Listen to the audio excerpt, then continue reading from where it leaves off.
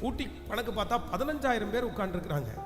ஆனா 15,000 பேர் உட்கார்ந்து இருக்கும் போது ஆண்டவர் வந்து கையில வாங்குறது என்னன்னா 5 அப்பத்தையும் 2 மீனையும் தான் கையில வாங்கினாரு.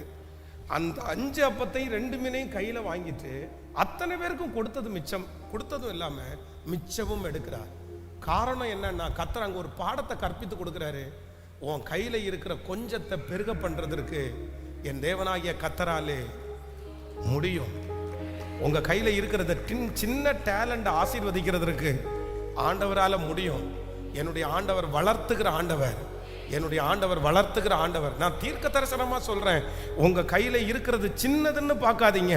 கர்த்தர் சொல்றாரு, அதை வளர்த்துவதற்கு என்னிடத்தில் கொண்டு வா, நான் அதை வளர்த்துவேன்.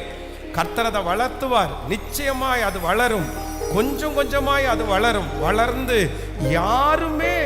எல்லாருமே ஆச்சரியப்படுற அளவிற்கு அது ரொம்ப பெருசாய் வளர்த்துவதற்கு கர்த்தர் வல்லவராய் இருக்கிறார்.